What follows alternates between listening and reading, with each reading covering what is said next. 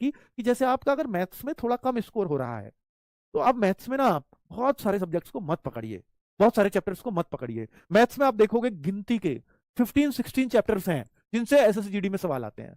उनमें भी अगर ये देखोगे ना, उनमें भी ये देखोगे कि सर मुझे ये बता दो 16-17 सवाल कितने चैप्टर से आते हैं, तो वो केवल 8-9 चैप्टर्स हैं जिनसे आपके 8-9 चैप्टर्स हैं, मात्र 8-9 चैप्टर्स जिनसे आपके 16 क्वेश्चंस आ जाएंगे, हर शिफ्ट में आ जाएंगे। तो क्यों ना मैं केवल इन 8-9 चैप्टर्स पे ध्यान दे लूं, अगर मेरे को यही है कि मैं अपने 15-16 पे भी खुश हो जाऊंगा सर। तो मैंने 8-9 चैप्टर्स को बहुत अच्छे से कर भी सकता हूं एक महीने में तैयार, उनको उनको रिवाइज भी कर सकता हूं कि कौन कौन से चैप्टर हैं सर। तो ये तो भाई पूरा एनालिसिस करके मैंने एक बार वीडियो बनाई भी थी।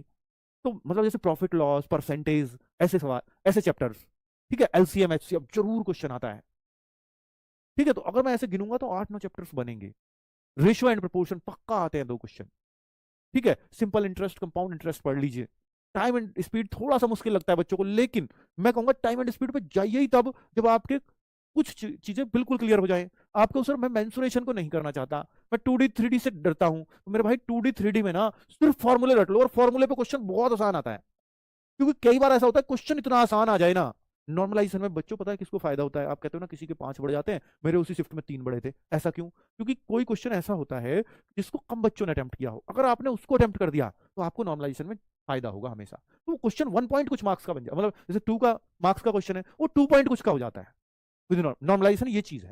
समझ में आई आपको बात, कि एक बच्चे के उस शिफ्ट में 5 बढ़ रहे हैं, उसी शिफ्ट में एक बच्चे के 7 बढ़ रहे हैं, तो इसका मतलब यही है कि उसने उन क्वेश्चनों को किया होगा जिसको ज्यादातर बच्चों ने नहीं किया। तो ऐसा मेंसुरेशन में होता है।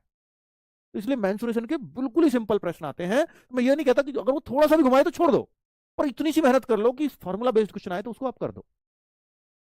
ठीक है, पर मैं तो 8-9 चैप्टर्स की बात कर रहा हूं, अगर आप इनको रट दो ना बच्चों, तो आपका मैथ्स बहुत अच्छा हो जाएगा। उनको कर लो। और मैं दीपक सर से स्पेशली बोला है मेरे भाई, उसमें ना वो एक रामबाण सीरीज ला रहे हैं, और वो उन्हीं चैप्टर्स की लाएंगे। ये जो 8-9 चैप्टर्स हैं इसको जरूर जरूर देखना। वो रामबाण जो लाएंगे ना वो 2-3 घंटे की होगी और एक चैप्टर खत्म करेंगे उसमें।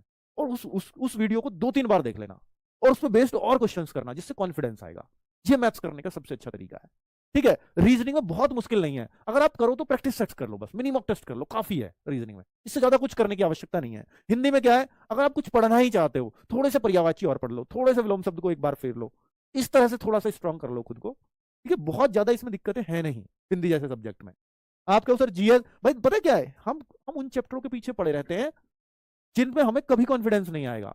जैसे हिंदी में बच्चे पूछेंगे सर संज्ञा सर्वनाम विशेषण ये सब पढ़े, भाई क्या आपका बाकी सब चीजें क्लियर है तो पढ़ लो, पर अगर आपको बाकी में कॉन्फिडेंस नहीं आ रहा तो पहले बाकी को पढ़ो। सेम मैं मैथ्स में कह रहा हूं, सर हम तो 15-16 ही चैप्टर पढ़ेंगे, पढ़ लो, लेकिन अगर आपके 8-9 चैप्टर वाले 16 क्वेश्चन सही नहीं हो रहे ना, तो ये 8-9 चैप्टर पर पहले मेहनत करो ना मेरे भाई। ये करना है, ये स्मार्ट स्टडी है कि पहले इतना कर लें, फिर उसके बाद देखेंगे हम में हिम्मत बचेगी तो। ये करना है आपको।